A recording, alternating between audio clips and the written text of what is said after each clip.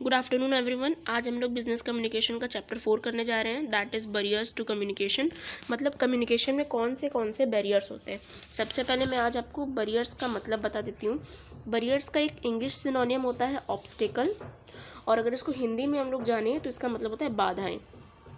जब भी हम किसी से कम्युनिकेट करते हैं या फिर किसी से बात करते हैं तो कुछ ऑब्स्टिकल्स या कुछ हिंड्रेंसेस होते हैं जो हमारे कम्युनिकेशन के फ़्लो को ख़राब करती है। तो उन्हीं बैरियर्स को हमें पढ़ना है और उसको हम लोग कैसे सुधार सकते हैं ये हमें इस चैप्टर में पढ़ना है कि आखिर बैरियर क्या होता है, कितने तरीके के बैरियर्स होते हैं और इसको हम लोग कैसे सुधार सकते हैं। तो आइए स्टार्ट करते हैं। सबसे पहले मैंने यहाँ पे डेफिनेशन लिखी है, इसको रीड करते हैं। Communication barriers are the obstacles arising in the communication process.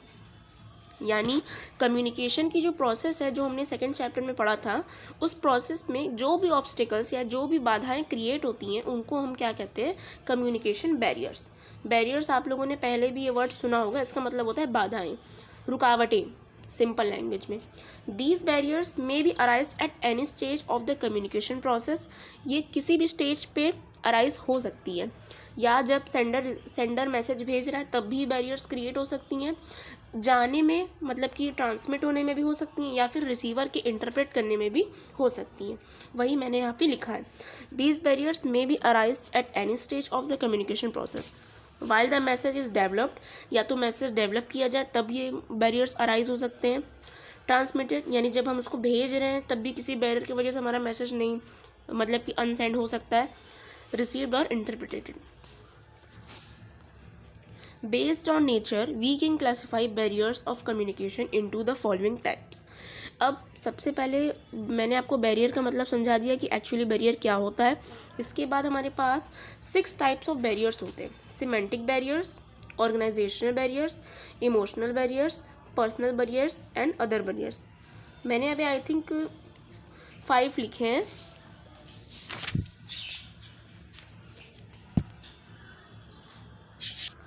एक 6th बैरियर भी होता है जो है फिजिकल बैरियर्स।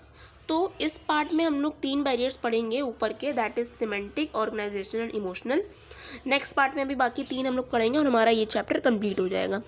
जब भी आप मेरी वीडियो देखें, आप बुक के साथ बैठे मेरी चीज़ें समझिए प्लस बुक को भी रीड करें, बहुत ही आसानी से बिजनेस कम्युनिकेशन हो जाएगा, बिलीव मी। तो मैंने सिमेंटिक, ऑर्गेनाइजेशनल, इमोशनल, ये 3 बैरियर्स हम लोग इस पार्ट में पढ़ेंगे, बाकी के 3 हम लोग नेक्स्ट पार्ट में पढ़ेंगे। तो चलिए शुरू करते हैं। Semantic barriers. सिमेंटिक का मतलब क्या होता है? When communication language itself creates barriers it is called as semantic barriers. कभी कभी लैंग्वेज में हमारा बैरियर हो जाता है, मतलब लैंग्वेज या वर्ड्स के थ्रू जो बैरियर क्रिएट होता है उसको हम लोग सिमेंटिक बैरियर कहते हैं। इसके अंडर भी कुछ पार्ट्स हैं। There is a possibility of change in the original form of the communication. Problems related to language are as follows. कभी कभी ऐसा होता है कि हम लोग किसी चीज़ को समझने में ही मतलब कि लैक कर जाते हैं। फॉर एग्जाम्पल लैंग्वेज बैरियर, जैसे अगर मैं अभी यहाँ पे वीडियो में तेलुगु में पढ़ाने लगूँ तो आपको समझ में नहीं आएगा, ठीक है। या फिर मैं अभी जो ये इंग्लिश में लिखी हूँ इसको तेलुगु में या कन्नड़ में लिख दूँ तो आपको समझ में नहीं आएगा। तो यहाँ पे एक लैंग्वेज बैरियर क्रिएट हो रहा है, ठीक है। एक और क्वेश्चन 1 मार्क में पूछा जा सकता है कि सिमेंटिक बैरियर्स को अनदर नेम क्या है, मतलब इसको और किस नाम से जाना जाता है। तो इसको लिंग्विस्टिक बैरियर के नाम से भी जाना जाता है। जैसे अगर हम लैंग्वेज कोई और रहेगी तो हम नहीं समझ पाएंगे, तो एक बैरियर ही ना क्रिएट कर रहा है हमारे कम्युनिकेशन के प्रोसेस में। इसके अंदर कुछ टाइप्स होते हैं। पहला है रॉन्गली एक्सप्रेस्ड मैसेज। हमने किसी मैसेज को गलत तरीके से एक्सप्रेस किया, जैसे अभी मैं कोई भी चीज़ आपको नहीं समझा पाऊंगी तो वहाँ पे कम्युनिकेशन बैरियर क्रिएट हो जाएगा, ठीक। Faulty translation. फॉल्टी ट्रांसलेशन मतलब मैं समझाना कुछ और चाह रही हूँ, सामने वाला समझ कुछ और रहा है, ठीक। तो उसमें वो क्या कर रहा है कि ट्रांसलेट ही वो गलत तरीके से कर रहा है, ठीक है। मैं कुछ और समझाना चाह रही हूँ, वो किसी और चीज़ में समझ रहा है। ऐसा बहुत बार हो चुका है। ऐसा होता है ना कि हम कुछ समझाना कुछ और चाहते हैं किसी और को, लेकिन वो कुछ और ही समझ बैठता है, तो उसको कहते हैं फॉल्टी ट्रांसलेशन। फिर अनक्लैरिफाइड अजम्पशंस। जैसे हमने किसी की थोड़ी सी बात सुनी और बाकी का हम लोगों ने अपने आप ही अज्यूम कर लिया, ठीक। जैसे कि कभी कभी ऐसा होता है हम लोग कभी किसी की अधूरी बात को ही सुन के रिएक्ट कर देते हैं। तो क्या होता है उसका मतलब अनक्लैरिफाइड असम्पशंस, मतलब हम लोग बिना ही उसकी पूरी बात सुने बीच में ही अपने मन में ही अज्यूम कर लेते हैं कि ये बात होने वाली है, तो वहाँ पे भी कम्युनिकेशन प्रोसेस फ्लॉप हो जाता है। Pre concept use of technical language. Pre concept मतलब वही मैंने जो बताया, पहले से ही अपने माइंड में अज्यूम कर लेना, किसी की आधी बात सुन लेना और बाकी फिर अपने आप से समझ लेना कि हाँ यही बात हुआ होगा। यानी हम लोग अपने मन में अज्यूम कर ले रहे, पूरी बात नहीं सुन रहे, तो ये भी एक तरीके का बैरियर होता है। Use of technical languages. Technical languages जैसे कि इसका एक टर्म है टेक्निकल जार्गन। आपने ये वर्ड 12 में बिजनेस स्टडीज़ में ज़रूर पढ़ा होगा। टेक्निकल जार्गन का मतलब ये होता है कि हम कुछ ज़्यादा ही एकदम हाई फाई वोकैब का यूज़ कर रहे हैं, ठीक है। जैसे कि अगर कोई साइंस स्ट्रीम का स्टूडेंट है, उसके सामने हम लोग बात करें बैड डेट्स की, एसेट, लाइबिलिटी, ये सारी चीज़ें बात करेंगे तो वो नहीं समझ पाएगा। वो हम लोग के सामने कुछ बात करेगा केमिस्ट्री से रिलेटेड, कंपाउंड से रिलेटेड, बॉन्ड से रिलेटेड, कोवैलेंट बॉन्ड, तो हम नहीं समझ पाएंगे। तो कहने का मतलब ये है कि लैंग्वेज हमें सिंपल, प्रिसाइज, क्लियर यूज़ करनी चाहिए। उसमें हमें किसी भी प्रकार का टेक्निकल जार्गन भी नहीं यूज़ करना चाहिए। अगर हम लोग टेक्निकल जार्गन यूज़ करेंगे तो यहाँ पे बैरियर क्रिएट हो जाएगा। ओके, तो इससे हमारा सिमेंटिक कंप्लीट हो जाता है, ठीक है। अब हम लोग ऑर्गेनाइजेशनल पढ़ेंगे। नेक्स्ट है हमारा ऑर्गेनाइजेशनल बैरियर्स। इसके जो बैरियर्स है, मतलब देखिए नाम से आपको समझ में आ जाएगा। ऑर्गेनाइजेशनल बैरियर मतलब ऑर्गेनाइजेशन से रिलेटेड जो भी बैरियर्स हो सकते हैं, मतलब कि हम कहीं कम्युनिकेशन, मतलब हमारे कहीं बात हो रही है और वहाँ पे ऑर्गेनाइजेशन से रिलेटेड कौन कौन सी बैरियर्स हो सकते हैं। पहला है ऑर्गेनाइजेशनल पॉलिसीज़।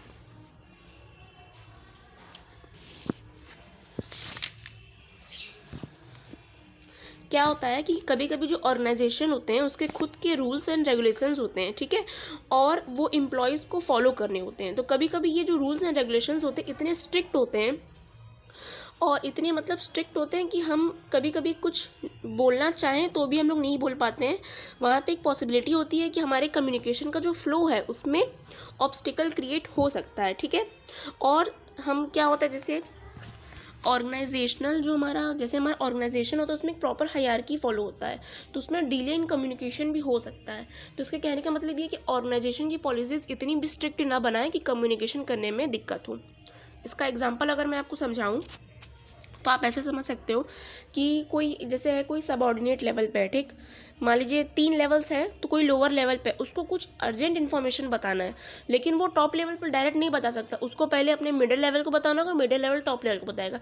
तो ये क्या है, ये यहाँ पे टाइम का वेस्ट हो रहा है, यहाँ पे जो इन्फॉर्मेशन है डिले हो रहा है। क्यों? क्योंकि ऑर्गेनाइजेशन की जो पॉलिसीज़ है वो इतनी स्ट्रिक्ट है कि जो लोअर लेवल वाला है वो चाह के भी सीधे टॉप लेवल को नहीं बता सकता है, उसको मिडिल लेवल को बताना होगा, फिर मिडिल लेवल उसको पास आउट करेगा टॉप लेवल पे।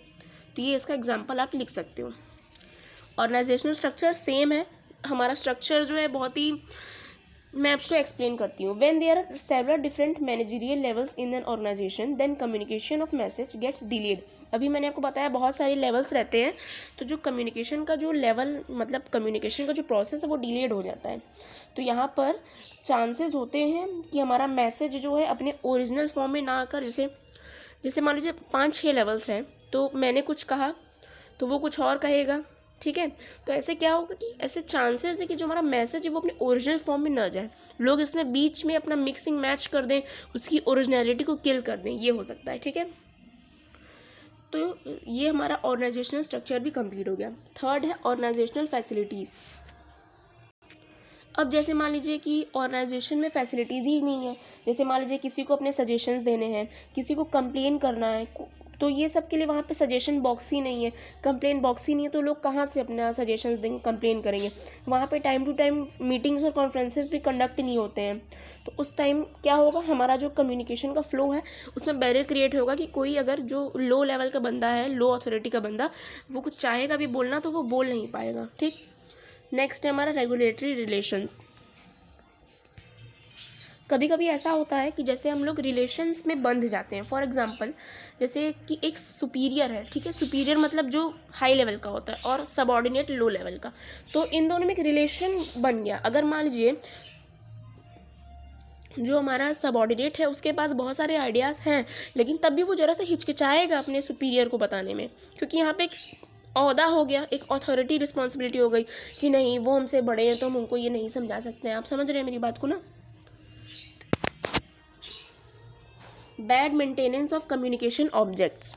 The objects of communication, like written messages, are not maintained with due care and precaution, whereas these messages may be required as original documents in future.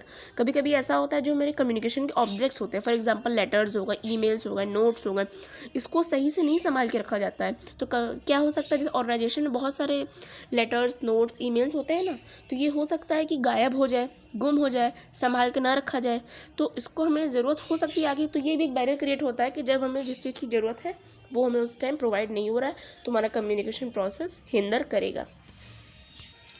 तो ये organisational barriers complete हो जाता है। I hope आपको समझ में आ रहा है। बुक लेके बैठिए, मेरी बातों को समझिए, नोट्स बनाइए और बुक को भी रीड करिए, क्योंकि अल्टीमेट आपको एग्ज़ाम में हिंदी लैंग्वेज में तो नहीं लिखना है, लैंग्वेज तो आपकी इंग्लिश ही होगी। तो आप इसमें इंपॉर्टेंट टर्म्स को भी अंडरलाइन करिए, समझिए, बहुत ईजिली आप समझ पाएंगे। हम लोग थर्ड बैरियर की बात करते हैं, that is emotional as well as psychological barriers. इसके भी दो नेम हैं, जैसे पहले हमने बताया ना सिमेंटिक के एक और क्या नेम है। अगर आप पढ़ रहे हैं तो मुझे कमेंट करके बताइएगा कि सिमेंटिक बैरियर्स का एक और नेम क्या है। वीडियो के पहले ही मैंने आपको बताया है, ठीक है। वैसे ही इमोशनल बैरियर्स को हम लोग साइकोलॉजिकल बैरियर्स भी कहते हैं, ठीक।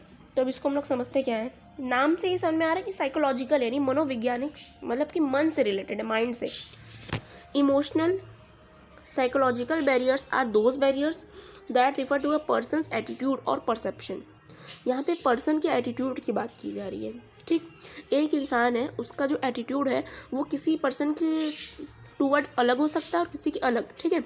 आप अपने फ्रेंड के टूवर्ड्स कैसे हो, आपका एटीट्यूड अलग होगा। मान लीजिए वहीं पे कोई आपका दुश्मन आ जाए तो उस टाइम आपका एटीट्यूड उसके हिसाब से उसके टूवर्ड्स कैसा होगा, अच्छा नहीं होगा। दोनों तरफ आपका जो एटीट्यूड है या फिर दोनों तरफ आपका जो परसेप्शन है अलग है। तो यही बता रहा है कि हमारा जो परसेप्शन होता है वो अलग अलग होता है और वेरी करता है डिफरेंट पर्सन्स, ठीक। और ये जो टोटली हमारा जो कम्युनिकेशन प्रोसेस है ये किस चीज़ पे डिपेंड करता है, mental status of both the parties, ठीक है। सेंडर और रिसीवर दोनों के मेंटल स्टेटस पे भी कम्युनिकेशन हिंदर करता है। मैं इसको एक एग्जांपल से समझा रही हूँ। जैसे कि मान लीजिए कि दो लोग हैं, ठीक है। एक ऑर्गेनाइजेशन है, वहाँ पे दो लोग काम करते हैं। इन दोनों में क्या हो रहा है ना कि थोड़ा सा अनबन चल रहा है 2-3 दिन से। तो मान लीजिए कि दो लोग में अनबन चल रहा है, तो अगर उस अनबन चल रहा है तो वो लोग एक दूसरे की बात को इग्नोर करेंगे, सोचेंगे हम तो इससे बात नहीं करें, इसका बात हम नहीं सुनेंगे, तो वहाँ पे भी कम्युनिकेशन प्रोसेस हिंदर करेगा। ये बैरियर क्रिएट हो रहा है, हम उसको हल्के में ले रहे हैं, उसकी बात नहीं समझ रहे। कभी कभी हम लोग जैसे क्लास में भी टीचर्स की बात हम लोग नहीं सुनते, तो वहाँ पर भी कम्युनिकेशन बैरियर होता है, ठीक। टीचर कुछ समझाना चाह रहा है, हम लोग उसको नहीं समझ रहे हैं, हम उसे इग्नोर कर रहे हैं। तो ये भी हमारा एक एग्जाम्पल हो सकता है इमोशनल या साइकोलॉजिकल बैरियर का, ठीक।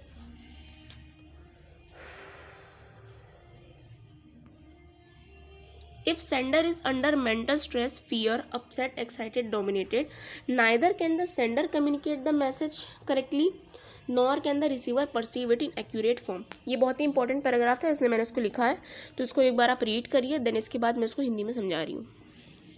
मान लीजिए दो लोग हैं, एक सेंडर और एक रिसीवर है, ठीक। जो सेंडर और रिसीवर अगर वो मेंटल स्ट्रेस में है, मान लीजिए वो स्ट्रेस में है या फिर वो डरा हुआ है, अपसेट है, वरीड है, तो जैसे होता है ना, ये कभी कभी हम लोग टेंशन में रहते हैं तो हम लोग किसी की बात पे फोकस नहीं कर पाते हैं। कभी हम लोग वरीड रहते हैं तो किसी की बात पे फोकस नहीं कर पाते हैं। या फिर कभी हम लोग जैसे कि एक्साइटेड रहते हैं, बहुत ज़्यादा खुश रहते हैं, जैसे भी रहते हैं, लेकिन हम लोग कभी कभी ऐसे सिचुएशन होते हैं कि हम लोग किसी की बात पे फोकस नहीं कर पा रहे हैं, या कोई हमसे कुछ कह रहा है तो हम उसको समझ नहीं पा रहे हैं, ठीक है, क्योंकि उस टाइम हमारा जो मेंटल स्टेटस होता है वो थोड़ा डिफरेंट होता है। तो यही यहाँ पे बता रहे हैं, अगर सेंडर स्ट्रेस में रहेगा तो ना तो वो अच्छे से अपनी बात को समझा पाएगा, और अगर रिसीवर स्ट्रेस में रहेगा तो वो उसकी बात समझ ही नहीं पाएगा। As simple as that. Emotional barriers के कुछ पार्ट्स होते हैं जो मैंने यहाँ पे लिख दिए हैं, इसको मैं एक्सप्लेन कर रही हूँ। फर्स्ट है इमेच्योर इवैल्यूएशन। इमेच्योर इवैल्यूएशन का मतलब क्या होता है, ये कहीं ना कहीं अनक्लैरिफाइड अजम्पशन से रिलेटेड है। इमेच्योर इवैल्यूएशन मतलब कि पहले से ही मन में इवैल्यूएट कर लेना। जैसे किसी ने आधी बात बताई, ठीक, जैसे किसी ने कोई आधी बात बताई और उसके आधी बात आप पहले से ही इवैल्यूएट कर ले रहे कि यही आगे कहने वाला है, तो उस टाइम आप उसकी बात नहीं सुनते हो, तो यहाँ पे क्या होता है कि बैरियर क्रिएट हो जाता है, ठीक है। इमोशनल एटीट्यूड बता दिए, अगर आपसे किसी की दुश्मनी चल रही है, किसी से लड़ाई चल रही है, तो आप ऑफ कोर्स उसकी बात नहीं सुनोगे, ठीक है, आप उसकी बात पे ध्यान नहीं दोगे। डिस्ट्रस्ट, अगर आप किसी पे भरोसा नहीं करते हो, जैसे कोई एक इंसान है बार बार आपसे आके चुगली करता रहता है, ठीक है, और बार बार वो आपसे चुगली कर रहा है, तो जैसे कि फिर वो आपसे बात करने आए तो आप समझ लिए कि नहीं, आप उस पर भरोसा नहीं करते हो, तो वो आपसे अपनी पूरी बात कह भी जाएगा, लेकिन तब भी आप उसको सुनोगे नहीं, आप थोड़ा सा उसको नेग्लिजिबल कर दोगे, निगलेक्ट कर दोगे, क्योंकि आप उस पर भरोसा नहीं करते, बिकॉज यहाँ पे ट्रस्ट का लैक है, there is a lack of trust. Less grasping power, अब किसी किसी में होता है कि जैसे बात तो जैसे टीचर जो होती है, जैसे फॉर एग्जांपल टीचर क्लास में लेक्चर दे रही है, ठीक, तो वो आपको कुछ समझा रही हैं, तो किसी किसी ग्रास्पिंग पावर मतलब क्या होता है, ग्रास्पिंग पावर का मतलब ये होता है कि आप कितना उसको अच्छे से अंडरस्टैंड कर पा रहे हो। तो किसी का ये पावर बहुत हाई होता है, कोई बहुत ही जल्दी जल्दी सब समझ लेता है, किसी का पावर ये लो होता है। तो अगर किसी का पावर, यहाँ पे लिखा है कि अगर किसी का ग्रास्पिंग पावर लेस है तो भी वहाँ पर बैरियर क्रिएट होगा, ठीक। Mixing and killing of originality, ठीक है, मैंने आपसे कुछ और बात कही, फॉर एग्जाम्पल से समझाती हूँ आपको। 2-3 लोग हैं, ठीक, हम किसी से कुछ कह रहे हैं, फॉर एग्जाम्पल हम कह रहे हैं कि उसको कह देना कि तुम मेरी बुक ला के दे दो, नहीं तो हम फ़ोन करके तुम्हारे घर आ जाएंगे, फॉर एग्जाम्पल दे रहे हैं। तो जो वो बंदी है या कोई भी है, तो वो बीच में जिसको कहें कि वो मैसेज उसको पास करो, वो उसी मैसेज में कुछ अपने मन से भी बढ़ा के बोल दे रही है। तो यहाँ पे क्या हो रहा है, किलिंग ऑफ ओरिजिनलिटी हो रहा है। मतलब क्या हो रहा है, जो मैसेज हम जो उसको कह रहे हैं कि ये सेम मैसेज उसको पहुँचाओ, लेकिन जो बीच वाला पर्सन है, मिडिल पर्सन है, वो क्या कर रहा है, उस मैसेज में अपने भी वर्ड्स को डाल दे रहा है, उसकी ओरिजिनलिटी को किल कर दे रहा है, ठीक है, अपने शब्दों को उसमें भर करके बोल दे रहा है। तो ऐसे भी एक क्या बैरियर क्रिएट होगा, ठीक। तो देखिए यहाँ पे हमारे तीनों बैरियर्स कंप्लीट हो गए हैं, that is semantic barrier, organisational barrier और इमोशनल बैरियर्स। ये 3 बैरियर्स मैंने कंप्लीट कर दिए हैं। नेक्स्ट पार्ट में हम बाकी के 3 बैरियर्स कंप्लीट करेंगे और हमारा चैप्टर कंप्लीट हो जाएगा। अगर आपको वीडियो अच्छा लग रहा है तो प्लीज़ लाइक करिए, कमेंट करिए। अभी थोड़ी वीडियो क्वालिटी उतनी अच्छी नहीं है, बट बहुत ही जल्दी मैं अरेंजमेंट्स करके बहुत ही अच्छे वीडियो बनाऊँगी। चलिए, तब तक के लिए टेक केयर, बाय बाय।